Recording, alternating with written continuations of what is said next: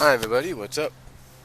Yeah, it's the first Saturday in June and it's a hot one. It's going to be about 95, and when you add in the asphalt here and working with these things, yeah, it makes it a little hotter. But that's not what I'm here to talk about. I'm here to talk about something that, well, over on DeviantArt, that some people were talking about.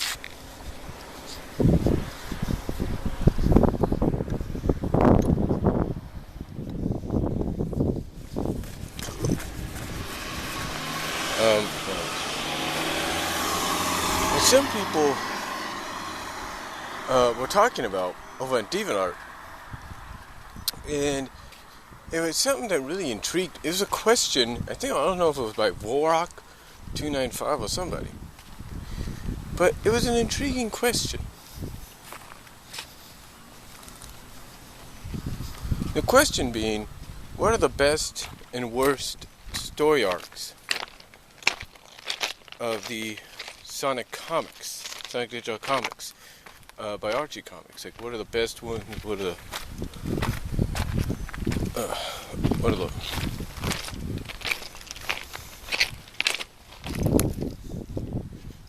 best ones? What are the worst ones? And when you're asking that kind of a question, especially to comic book fans, it's kind of hard for them to answer that question, because that's a question that gets asked for any comic book. What is the best and worst story arcs that comic book and some of its spin-offs have produced? Now, it's kind of hard, because there have been some good ones, there have been some bad ones. I'm not going to deny that. But it's more along the line of, what do you think was bad? What do you think was good? Stuff like that. It's like, what do you think was bad? What do you think was good? And again, that's a question that a lot of people have a hard time answering. Now, my personal opinion, you can just see in my face, it's kind of hard to even understand that too. It's like, what was good? What was bad?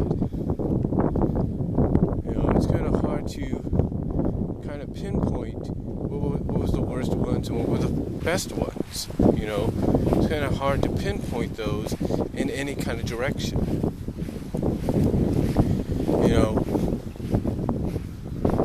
Like I said, it's kind of hard to pinpoint those. Especially when you consider you had a lot of story arcs within this comic. Now, I will say this. I think, I know some people might find this as being a little biased, and maybe because I'm a fan of the character. Just checking my time there. I got about 13 minutes. Being a fan of the character. But honestly, I do have to, I think, agree with some fans when I would say probably the worst, just from a presentation standpoint, and the fact that we didn't get no real ending whatsoever, or any real resolve whatsoever, has to be the Mecha Sally Death Egg Mark II World Tour 2 arc, or some people just simplify it and say Mecha Sally arc. The reason why I would agree from a presentation standpoint that could be one of the worst is the fact that, despite the behind-the-scenes situations, that Ian Flynn should have been prepared for anything. I mean, if you're going to write a comic book, you got to be prepared for just about anything. Even if you hear the slightest rumor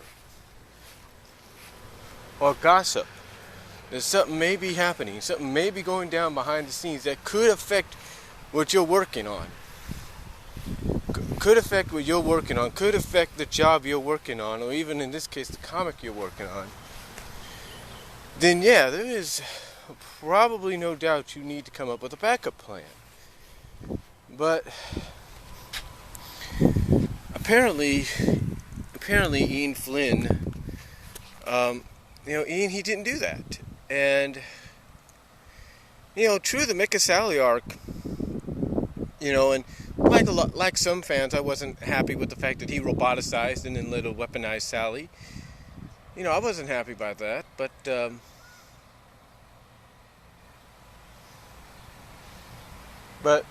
quite honestly, it had legs. It had potential to actually be good, and to actually present the possibility that one of the premier good guys, baby faces, could become and go all out villain or villainess in this in that story arc. It had that potential. It really had that potential because you could have done so much with it. Done so much, and yet you did nothing. Even if you had that, even if you had the situation going on behind the scenes, which basically caused a lot of things to change, you could have still found a way to, give it some legs, give it some, potential to be a good story arc. I mean, you don't waste, as some fans have put it, you don't waste 2 years, nearly 2 years of their lives as fans of this comic. You don't waste nearly 2 years not giving them something that they might actually like, they might actually find intriguing, that could possibly save itself if it had the right story behind it. I mean, when you think about it from a fan art perspective, some fans have even given their interpretation of where this could have led. For example, Ace of Speed over on DeviantArt, he did a picture. Ace of Speed at DeviantArt, he did a picture of what Sally or Mecha Sally could have looked like if they went in the direction in which at times it would have looked like this. They could have gone with that potential of what it would look like if Mecha Sally, went ultimate like Metal Sonic did in Sonic Heroes. Kind of gave the impression with that picture. And by giving that impression with that picture, it kind of showed you basically what could have been a possibility. And that would have, in a sense, despite some of the decisions made, that still could have really saved this story arc. It could have really made it worthwhile, because here you would have, Sonic and the Freedom Fighters trying to save her, and because she's become so corrupted, she goes as far as to take a page out of Metal Sonic's book, if you will, and just go ultimate and become a, Empress-like creature, a robot, if you will, Empress-like queen, dragon-like robot. And it's just, again, these are things that to me had, could have gave it some real potential. Things like that. You could have had her do a Snively and actually succeed and overthrow Robotnik and kind of prove that she's become all villainous, and that in the end you would have Sonic basically have to save her by almost having himself roboticized, and maybe that would break through to her. All sorts of things. There's all sorts of possibilities, and yet instead of going in any kind of direction, even with what was going on behind the scenes, what happens?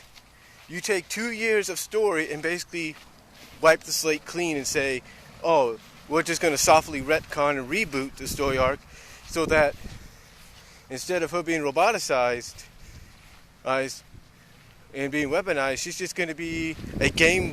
She'll just be basically a Sega version of what she would look like in the games. And oh, by the way, we're going to remind you that she was Mecha Sally in another world, we're going to give her the wrist blades, but look like window panels now. And that, oh, by the way, the only way she's going to remember what she did is by having Nicole be the only one that probably remembers both worlds along with Sonic and several others, and that Nicole's the only key to restore the memories. Which pretty much I called, not taking credit. But still. And there's so much more too. You know, like worlds collide. Let me check my time here for a second. Okay, I got about 6 minutes. But like worlds collide. That crossover between Sonic and Mega Man, as good as it was in the eyes of some, and the stories were good, they still missed the ball a little bit on it. They missed the ball by the fact that they didn't want to go all the way with the possibilities. To really show how corrupted Sonic's friends had become by becoming roboticized masters. I mean, to me, I always looked at it like this. I looked at like, if you really wanted to go all the way with this and kind of show that Eggman and Wily have corrupted Sonic's friends and turned them into roboticized masters, you could have easily done what I suggested they could have done, and that's have them combine. In other words, have like these two little hooks, kind of put in the programming that when the time is right, they combine into one big roboticized master robot. And that the only way Sonic can stop it is to destroy it.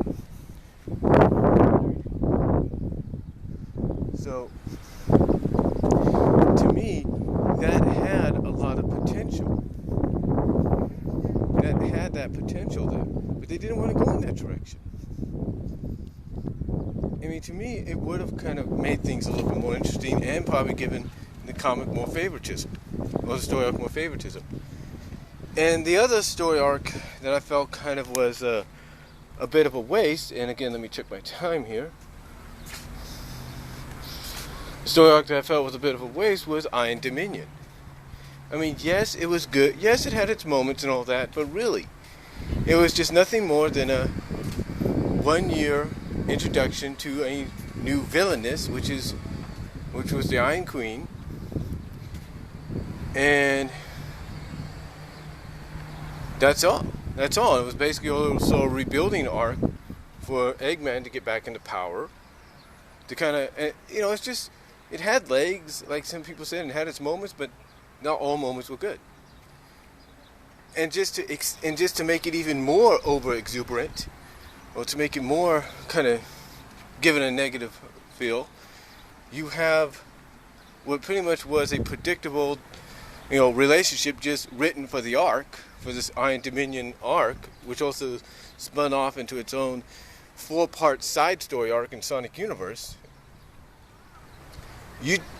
What really was pointless along, with this arc at times, and again, I know some people might say, well, there was a point. Yeah, the point was to introduce the fact that there could be another major baddie after Eggman. Yeah, we get that. And you also wanted to showcase Snively and the Iron Queen. But again, the point is, besides that, the other thing that really was pointless, because pretty much I saw this coming, people have acknowledged it, that all this was nothing more than a story arc to develop a relationship just for the story arc, which was going to end because it was nothing more than a stepping stone to getting Sonic and Sally back together, which actually I was kind of happy about, because yes, I'm a Sonic and Sally shipper.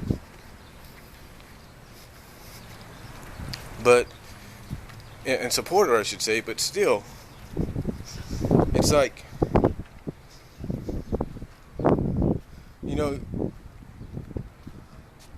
the story arc really didn't do much. That was the thing.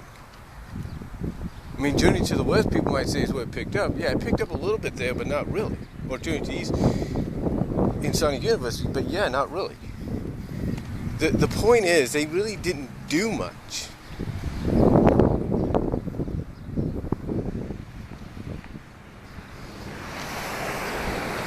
Point is, they really didn't do much with the arc, and the romantic angle was nothing more than a romantic relationship made for the story arc, because, like I said before,